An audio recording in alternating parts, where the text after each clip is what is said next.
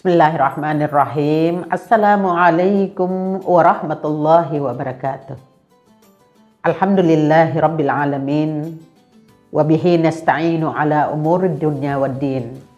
Wassalatu wassalamu ala sayyidil mursalin. Sayyidina Muhammadin wa ala alihi wa ashabihi ajma'in, amma ba'd.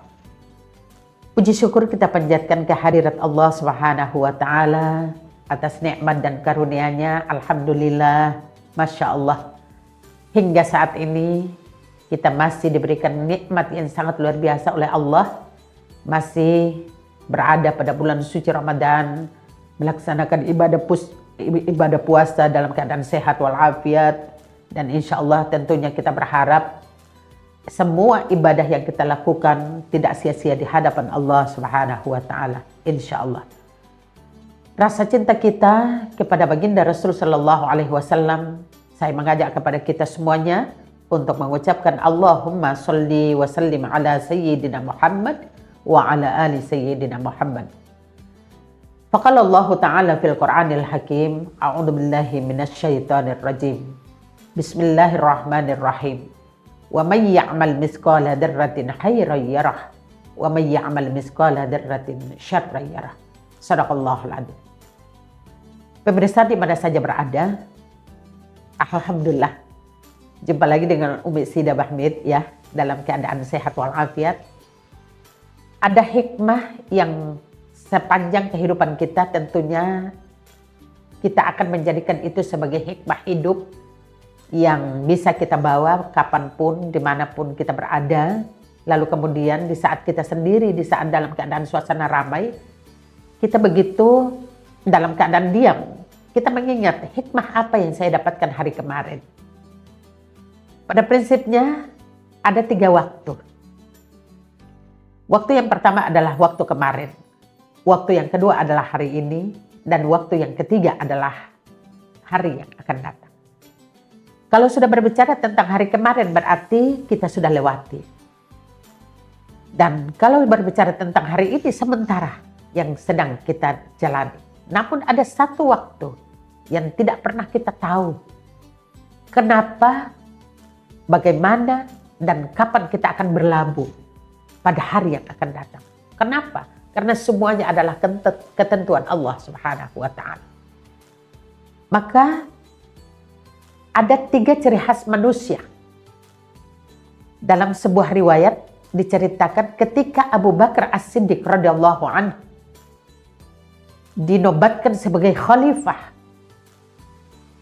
beliau menyampaikan, wahai saudara-saudaraku, ketika aku ada salah, tolong luruskan, tolong tegurkan. Ketika aku hilaf, tolong ingatkan. Dan ketika aku dalam keadaan emosi, tolong berikan nasihat. Seorang pemimpin yang sangat luar biasa. Pada saat dia berpidato, ada 3 pesan terakhir yang dia sampaikan. Beliau menyampaikan, aku ingat baginda Rasul Sallallahu Alaihi Wasallam memberikan nasihat kepadaku sebelum aku dilantik sebagai khalifah. Adapun nasihat itu adalah, wahai Abu Bakar As-Siddiq, satu ketika Allah akan menggerakkan orang-orang di sekitarmu, termasuk mungkin aku Muhammad Sallallahu Alaihi Wasallam, akan mengangkat derajatmu. Tabarakallah. Apa yang diwujudkan, apa yang disampaikan oleh baginda Rasul Sallallahu Alaihi Wasallam benar adanya. Lalu kemudian beliau baginda Rasul Sallallahu Alaihi Wasallam menyampaikan kepadaku, seorang Umar yang kecil di hadapan Rasulullah, seorang Umar yang tidak pernah khilaf dari kesalahan. Tapi aku ingat apa yang beliau sampaikan. Ingatlah, ketika engkau masih diberikan kesempatan hidup oleh Allah, ada 3 hal yang harus kamu bisa jadikan sebagai sebuah batu loncatan untuk bisa berpikir lalu kemudian bertindak. Apakah itu?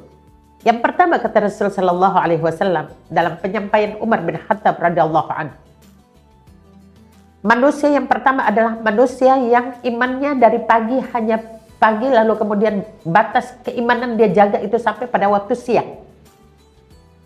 Yang kedua kata Rasul Sallallahu Alaihi Wasallam, manusia atau kelompok manusia yang imannya dia jaga dari pagi sampai di waktu sore hari.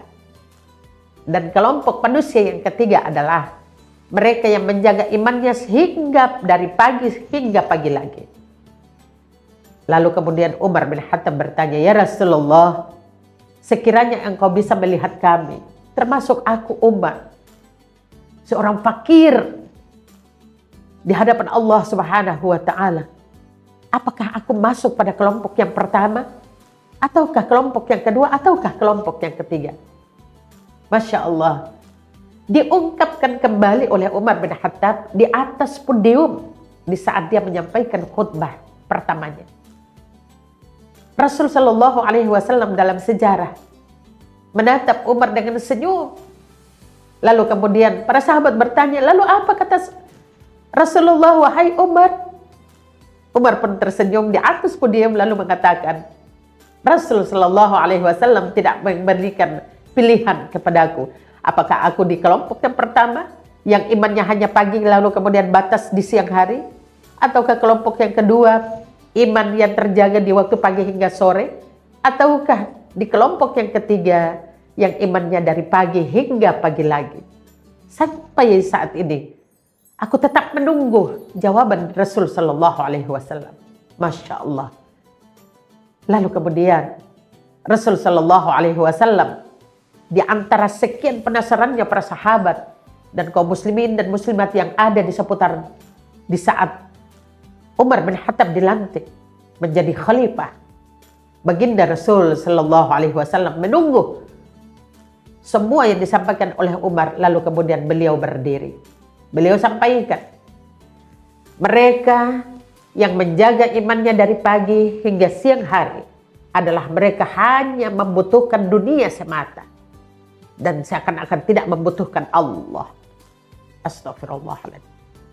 Yang kedua kata Rasul Shallallahu Alaihi Wasallam, mereka yang menjaga imannya dari pagi hingga batas siang hari adalah mereka itu yang tidak pernah tahu dan sadar bahwa mereka itu adalah titipan Allah. Dan mereka yang menjaga imannya dari pagi hingga pagi lagi, mereka inilah yang dicintai oleh Allah bersama Rasulnya Shallallahu Alaihi Wasallam. Sejenak hening, tidak ada yang berkata-kata, semua menundukkan kepala, merenung. Masing-masing mereka berpikir, mereka ada di kelompok yang mana, termasuk Abu Bakar As-Siddiq. Di antara suasana hening itu, lalu Rasul Shallallahu Alaihi Wasallam mengatakan, berakhlaklah kalian kepada Allah. Akhlak kalian kepada Allah adalah akhlak yang terbaik yang dipersembahkan untuk Allah. Di antara akhlak itu adalah kalian jaga sholat kalian. Karena di sepanjang kalian bacakan berdiri sholat, kalian itu dekat dengan Allah. Kalian itu mengharapkan kasih sayang oleh Allah kepada Allah. Kalian itu menjaga pribadi kalian di hadapan Allah. Kalian itu tahu dan sadar bahwa apa yang kalian punya itu adalah pemberian Allah. Ketika kita menjaga sholat, ibadah kita kepada Allah, kita tahu bahwa Allah menjaga kita, maka disitulah kalian akan dicintai oleh Allah Subhanahu wa Ta'ala.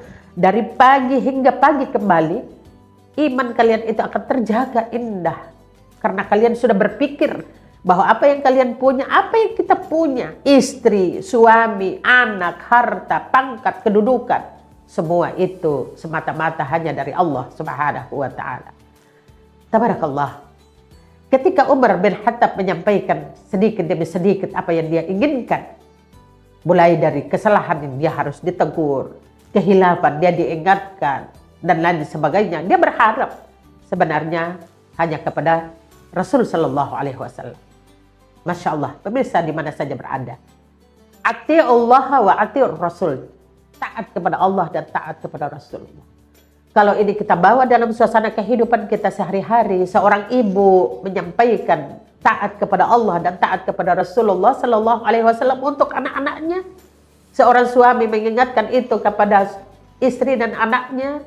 Seorang sahabat mengingatkan kepada sahabat yang lainnya di lingkungan pekerjaan dan lainnya. Maka subhanallah, Allah mencintai kita.